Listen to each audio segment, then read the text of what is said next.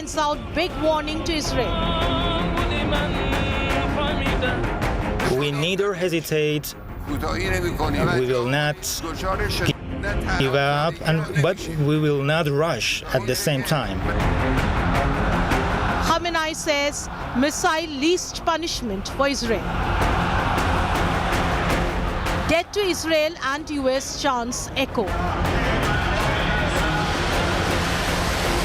Israel at war. Top focus on 5 Live.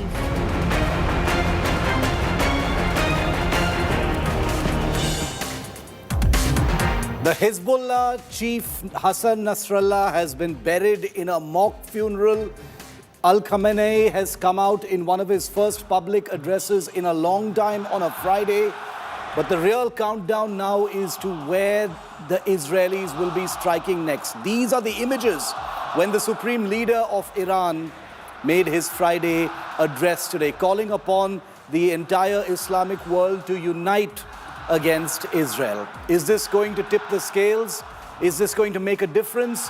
Or is this going to embolden Israel to make its move against Iran? We're going to talk about all of that right here on 5 Live with me. Thanks very much for tuning in. I'm Shiv, and these are the headlines at 5. Iran's Supreme Leader Khamenei leads Friday prayers in Tehran, mourns the death of the Hezbollah chief Nasrallah, declares we will demolish Israel, calls Muslims to unite. Death to Israel and the US chants echo in Friday prayers. Any nation has the right to defend its soil, its houses, its country, its interests. And those who are supporting and helping the Palestinian nation know international law, object and protest that why you are defending Gaza, why you are defending Palestinian cause. Hezbollah chief Hassan Nasrallah's successor reportedly targeted in Israeli strikes in Beirut yesterday. The strikes targeted a meeting of senior Hezbollah leaders, including Safieddine. Big India Today exclusive. Iran's ambassador to India, Neeraj Chopra, on missile strikes on Israel and the Middle Eastern conflict, says Israel doesn't abide by international law, claims the missile strikes were in fact for stability. Supreme Court directs formation of new SIT for Tirumala Prasadam probe. Supreme Court says state SIT to be replaced by new SIT. CBI, State Food Authority to part of the new investigation team. 2 policemen from the state, 2 from the CBI, and 1 from the FSSAI. Telangana minister remains defiant, claims to have spoken the truth. Konda Surekha claims no one knows why Samantha and Chaitanya split up, asserts haven't hidden anything, won't spare KTR.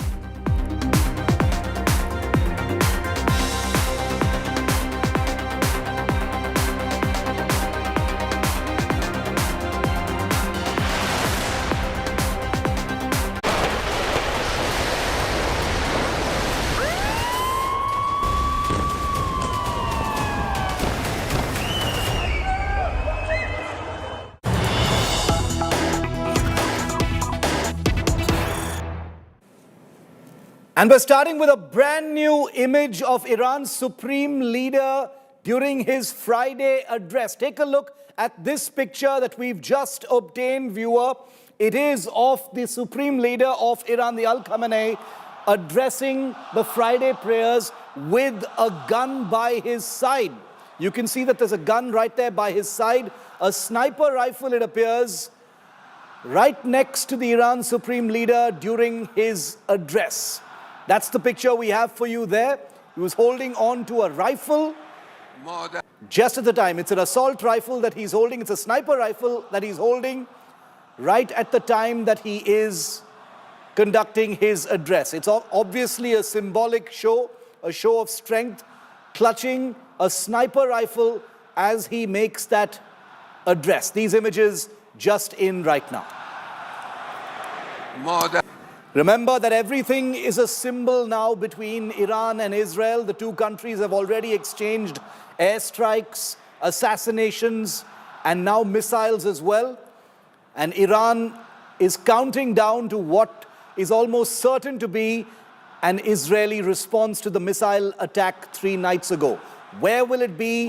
What intensity will it be? How will it be carried out? Nobody knows for sure, except maybe only a handful of people in Israel itself. But every image, every picture, every narrative carefully fine-tuned. Here is the Khamenei clutching a sniper rifle. Very unusual. Clutching a sniper rifle to exude strength, to exude Iranian resolve as he addresses the Friday prayers in Tehran a short while ago. Now remember, the supreme leader of Iran, who made this first appearance hosting the Friday prayers, is a very rare occasion since the last 5 years, on the day of Hezbollah chief Nasrallah's funeral. It's a mock funeral, however. A mournful yet angry Khamenei called the October 1st strikes against Israel as a minimum punishment, indicating that there could be more ahead, and warned that if provoked, Iran will not hesitate to strike Israel again, claiming that they will stop at nothing to defeat their enemy. Here's what he said. The Supreme Leader of Iran, Ayatollah Ali Khamenei, made a rare public appearance in Tehran on Friday. This was his first appearance in 5 years as he led the Friday prayers at the Imam Khamenei Musalla to commemorate the death of Hezbollah chief Syed Hassan Nasrallah.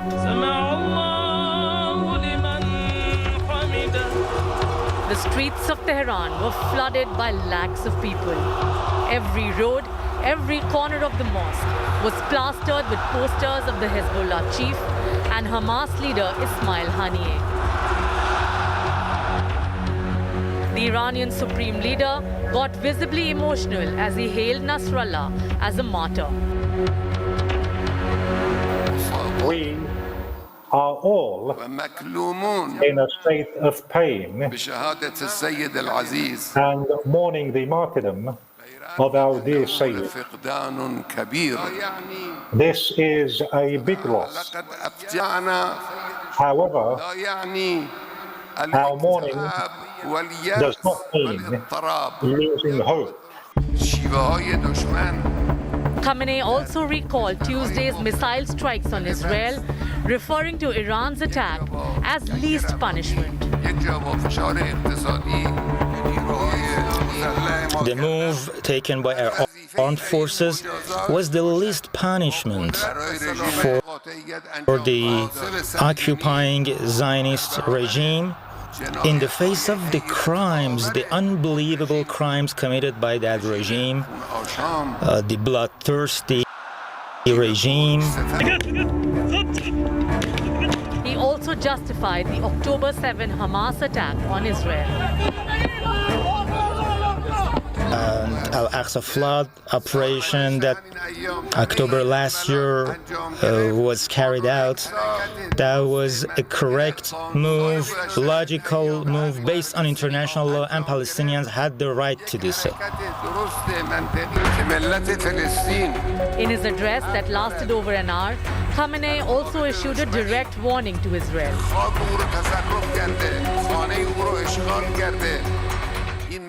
Any nation has the right to defend its soil, its houses, its country, its interests.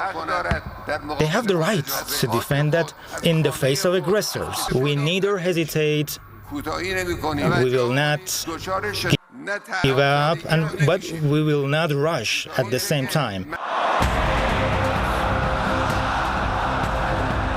Khamenei's address was broken by chants of death to Israel and America and cries in support of Hezbollah and Hamas.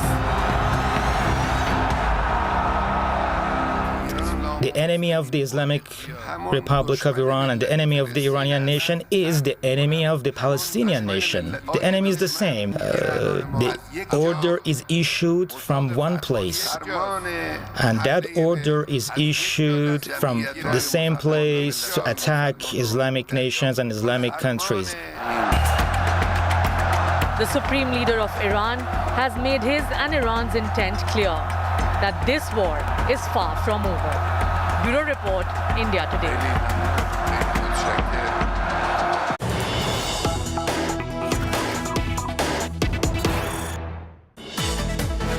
And right after the Iran Supreme Leader Khamenei finished his Friday speech, a barrage of rockets were fired toward northern Israel from Hezbollah positions in southern Lebanon. So the attacks continue. The crossfire between Israel and the Hezbollah continues even after a huge number of airstrikes that have killed, among others, Hassan Nasrallah and also reportedly his successor. So there are still rocket and missile positions of the Hezbollah that are able to continue their attacks on Israeli positions. Now remember that Iran has warned that the missile attack that took place a couple of days ago is not going to be the first or the last. There might actually be other attacks. They've said that the initiative is with Israel. They're prepared completely for any kind of an Israeli retaliation.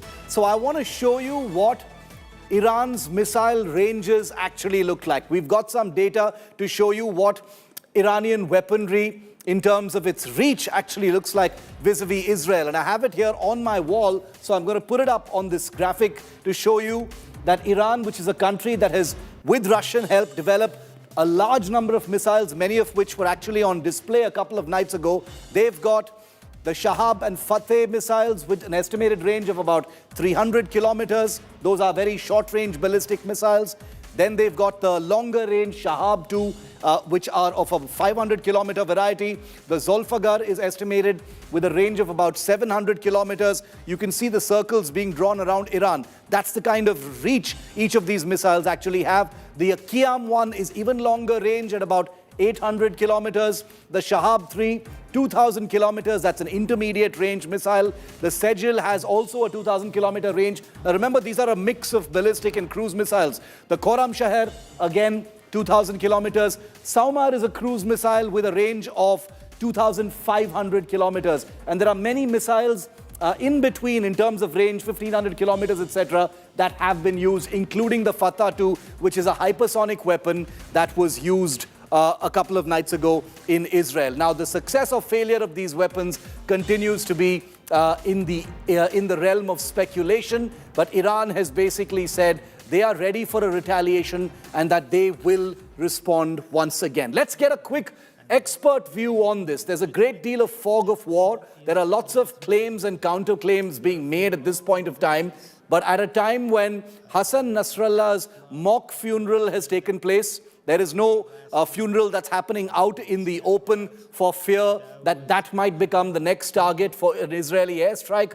The Supreme Leader of Iran has sent out another big warning to Israel. Let's get an expert perspective from Israel on where the country stands and what its next step could be. Brigadier General Amir Avivi is the founder and chairman of the IDSF. Brigadier Amir, thank you very much for your time, sir, and for being with us here on India Today. Good to see you. My first question to you, and it's a question that everybody is asking at this point of time, is what could Israel's next step be? You know, obviously, operationally, that nobody can really comment on that. Nobody really knows. But how do you assess it, Brigadier General, about what Israel could do next?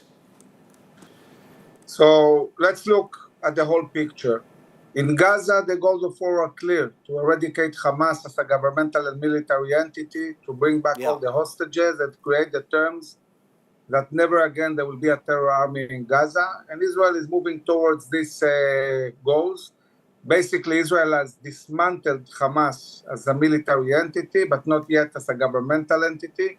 And this would be the next step. Also, continuing pressure to release our hostages. In the north, Israel set a clear goal to bring back our citizens home safely. We have 60,000 Israelis who have been displaced in the last 11 months due to the danger of Hezbollah doing a ground incursion and massacring people the way Hamas did in the south. So Israel has toppled almost all the leadership of Hezbollah, has degraded dramatically their shooting capabilities, the rockets, missiles, drones. And now we're cleaning South Lebanon from Hezbollah presence to create a buffer zone that would create the safety needed to bring back the citizens. As for Iran, this is not about them shooting and then us shooting. This is about Iran orchestrating everything in the Middle East, building huge terror armies, moving towards the nuclear capabilities. And this is the historical moment where Israel has to put an end to Iran aspirations for nuclear capabilities. And it would be wise for the US and the international coalition to join, because Iran is not just a danger to Israel. It's a global danger. It's a regional danger. They want global domination. They're building these long-range missiles also to shoot Europe and the US. This is not just about Israel.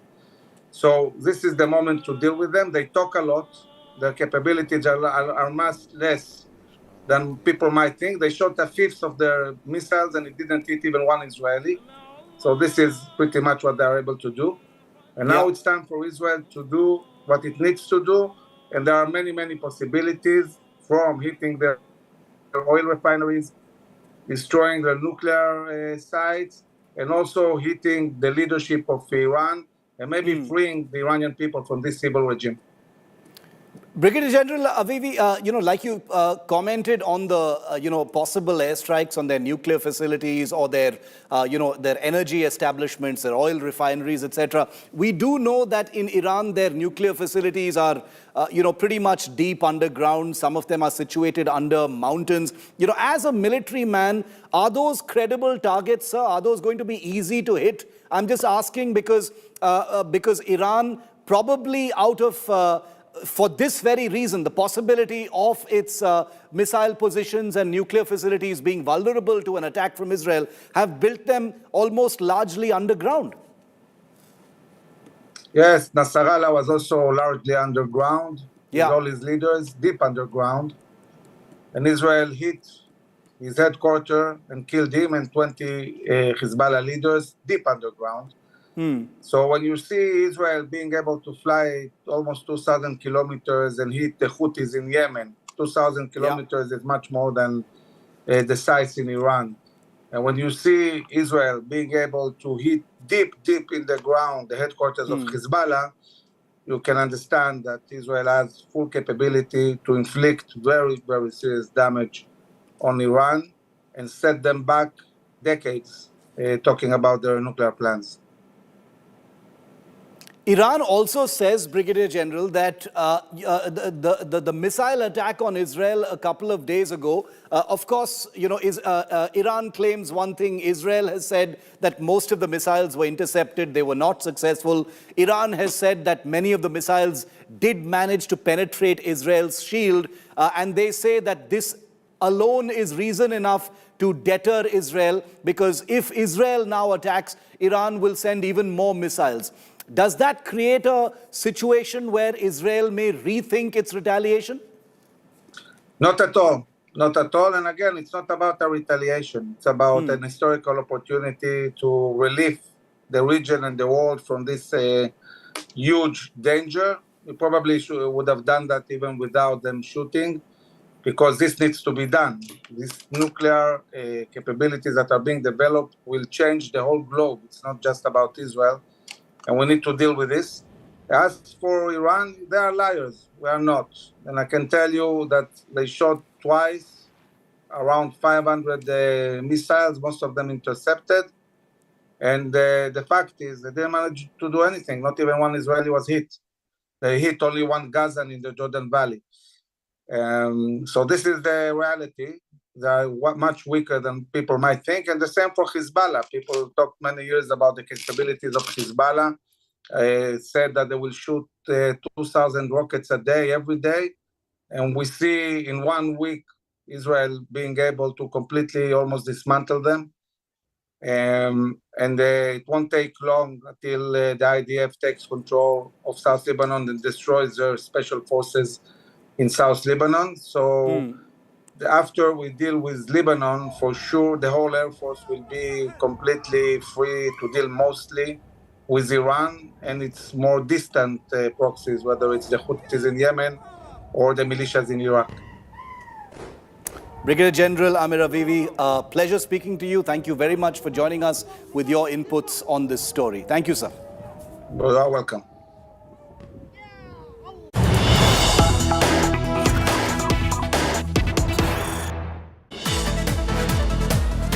Okay, breaking news coming in. A source close to the Hezbollah has told AFP, an international news agency, that the Hezbollah's chief, Hassan Nasrallah, has been temporarily buried at a secret location, fearing that Israel would target any public funeral if it was announced in the open. A Lebanese official has told AFP, that's Agency France Presse, on condition of anonymity, that the Hezbollah had tried through Lebanese leaders to obtain guarantees from the American side to organize a public mass funeral for Hassan Nasrallah, who's a very popular figure in Lebanon. He's a politician and a person who heads the Hezbollah, which is also a militant organization. But in the wake of successive Israeli airstrikes and raids on southern suburbs of Beirut, the capital, no such guarantees were obtained. And that's why a mock burial of Hassan Nasrallah has taken place somewhere in Lebanon today, out of fear that a public funeral would possibly become a target for an Israeli airstrike. So that's the latest that we're getting to you right now on that.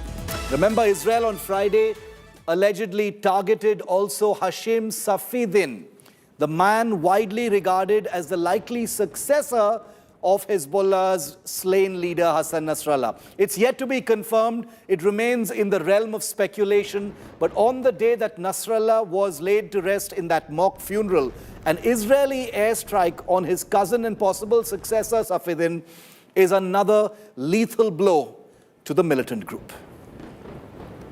Over the past 24 hours, the IDF eliminated the head of Hamas's local network in Samaria and other terror operatives who were planning an imminent attack.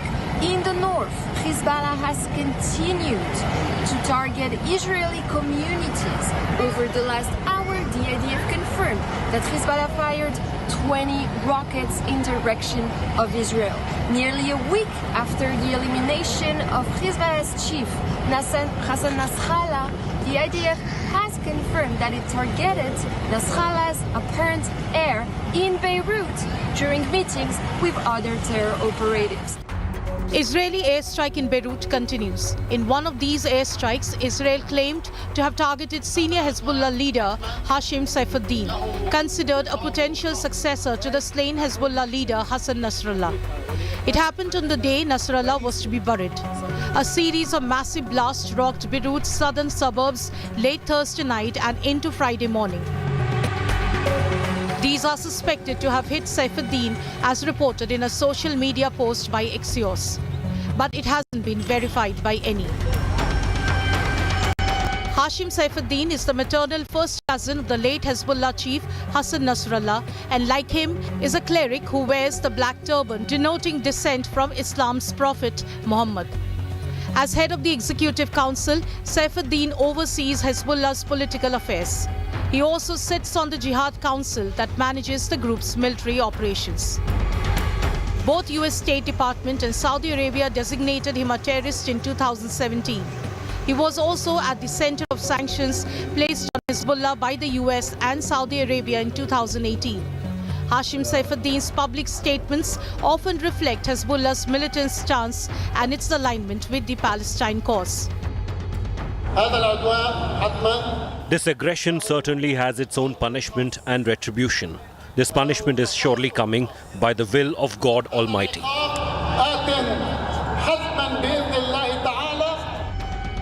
Safieddin's family ties and a physical resemblance to Nasrallah, as well as his religious status as a descendant of Muhammad, were all in his favor to succeed his cousin as the chief of Hezbollah.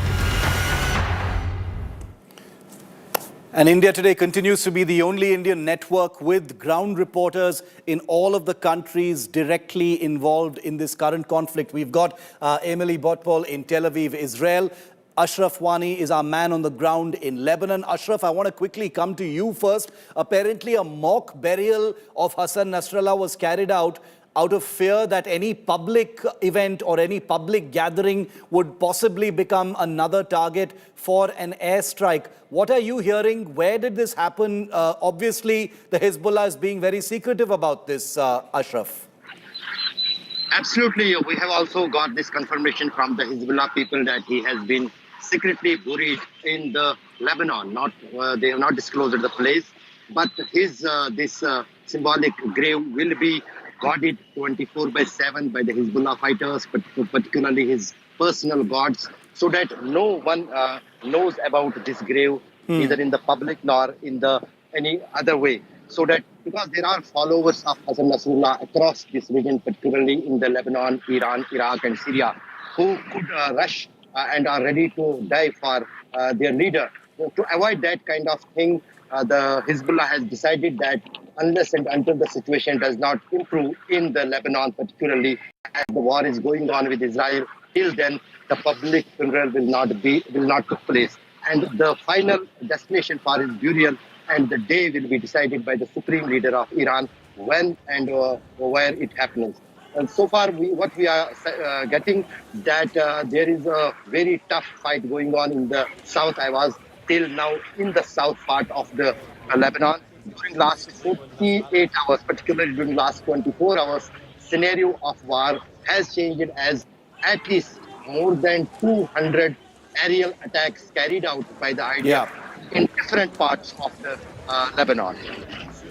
Stay with me, Ashraf. Also want to bring in Emily. Emily, the supreme leader of Iran spoke today. You know, he had many strong things to say, but all eyes continue to be on what Israel's next move is going to be. All options appear to be on the table. What are you picking up?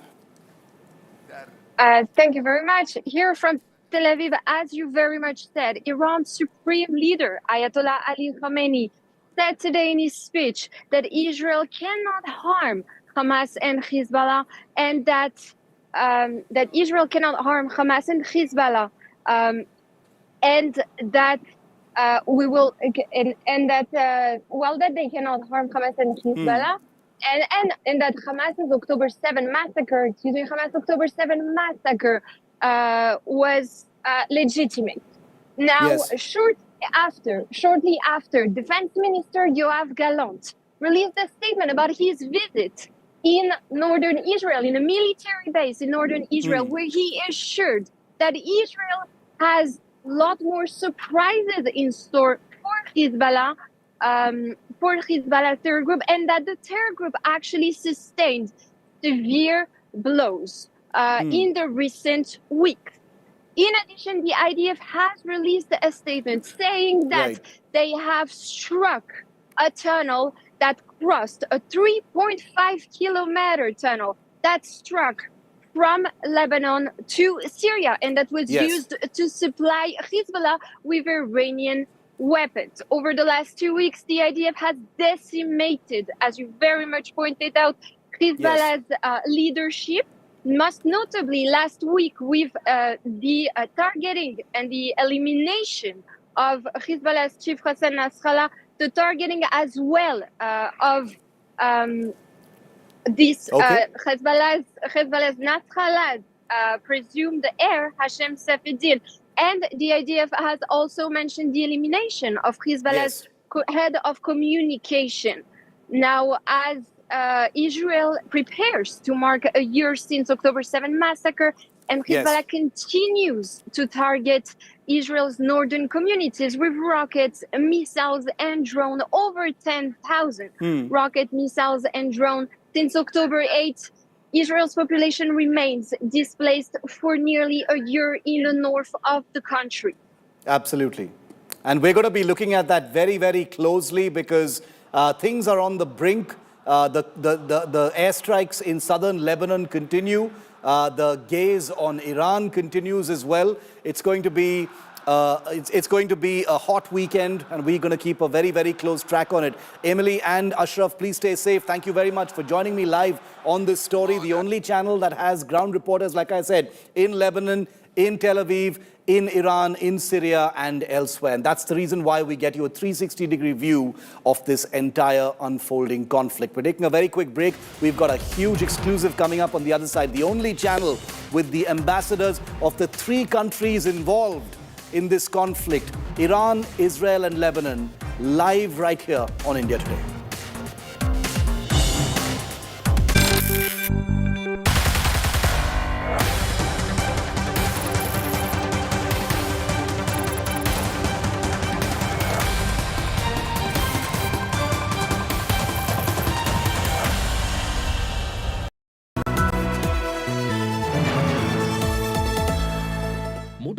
Razr 50 Ultra comes with Google Gemini.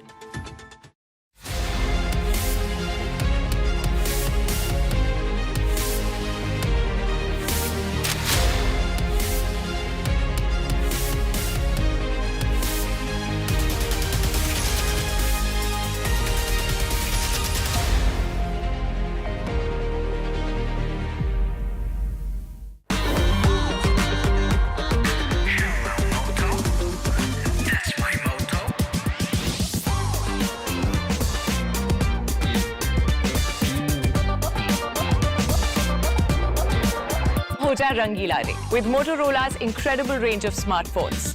Hello, Moto. Audio check, audio check, audio check. ना भाई गाड़ी पे नहीं बैठना जी, बुग्गी पे नहीं बैठना। राम राम जी। राम राम जी, राम राम। आपकी बात करें।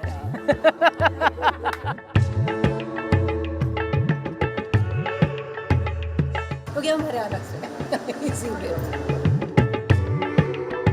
क्या लगे भाई ने के बेरो के लगा है सही बात के बेरा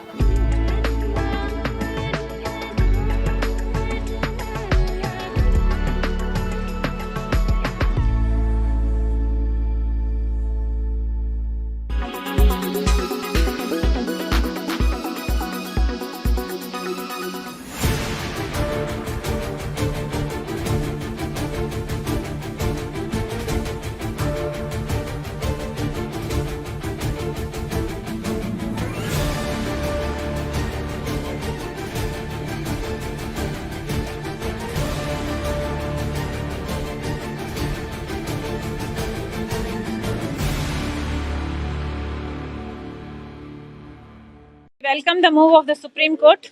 It is in fact a good outcome that an independent investigation be carried out on the Laddu Rao. It is really important that this be done. We in fact from the Congress party were the first ones to ask for a CBI inquiry. We wrote to the Union Ministry about this. We went to the governor regarding this. We also wrote to the Supreme Court asking for a suo motu. So the sentiments of the deities, devotees should not be insulted, and the devotees, deity also should be happy that we are getting the prasadam, pure prasadam. That's all we can say. So I'm not commenting on the court because it is under the purview of the law. But we cannot blame the administrators of Tirupati, the government in Andhra government, because they are endorsing the sentiments of the Andhra people.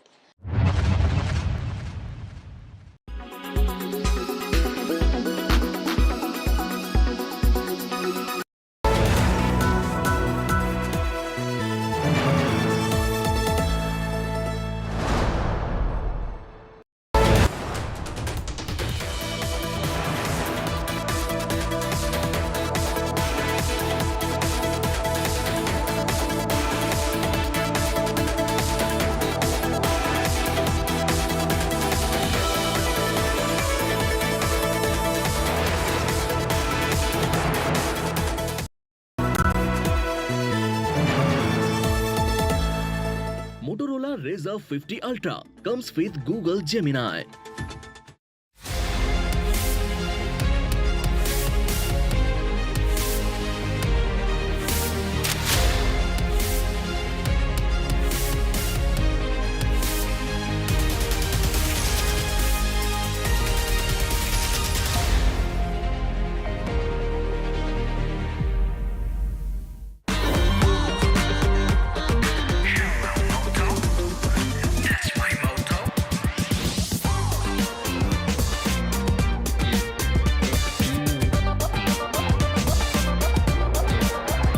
Rangila Ray with Motorola's incredible range of smartphones.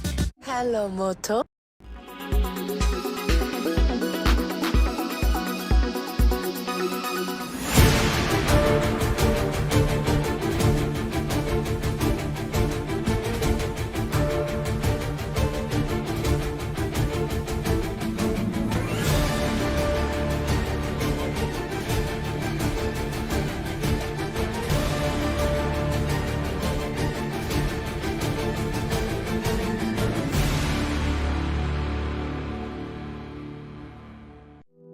After a successful stint of 5 years, Neeraj Chopra and his coach Klaus have decided to end their association.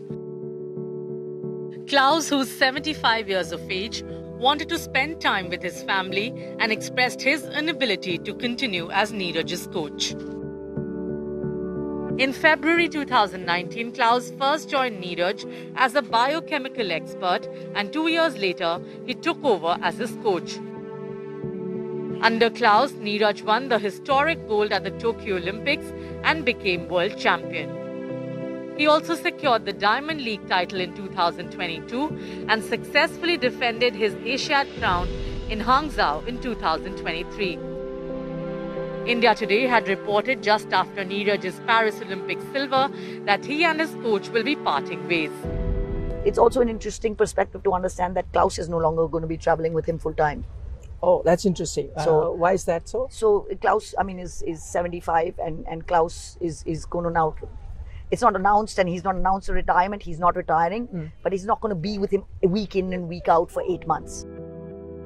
And now that it's official, Neeraj would be eyeing a fresh start in 2025.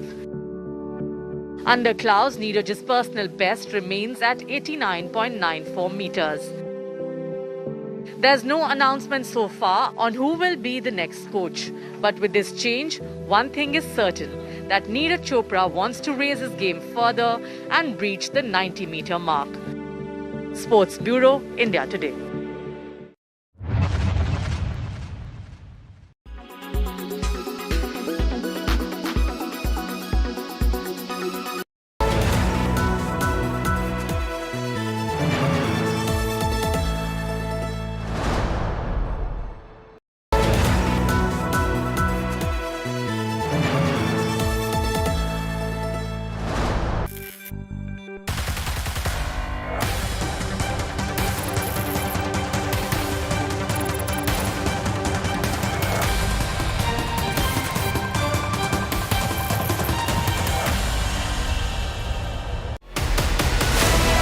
Tensions rise by the hour.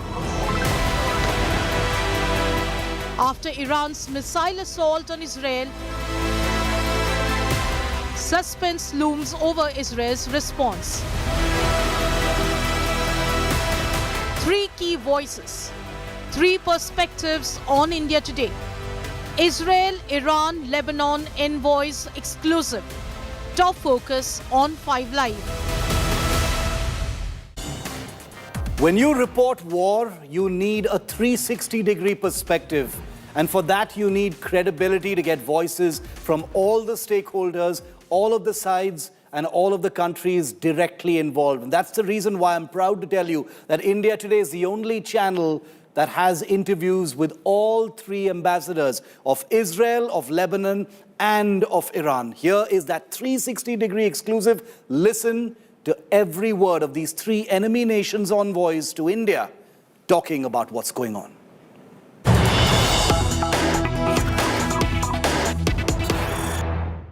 If you say that there has been this bombing of the Palestinian people, of the destruction of Gaza, how is a missile strike of the kind that Iran has launched on Israel going to actually stop that? It will only embolden Israel even further to target Iran, possibly to target other parts where Iranian so-called proxies are there. Can I just add there, is Iran prepared? Is Iran prepared for an attack by Israel? Because that's certainly something that's going to happen. It's a good question. You know, the question has 2 parts. The first part is that the relation between Iranian strike to Israel and ongoing massacre in Gaza. How is it going to stop it? You know, we indirectly, when Israel is engaged with itself inside Israel, it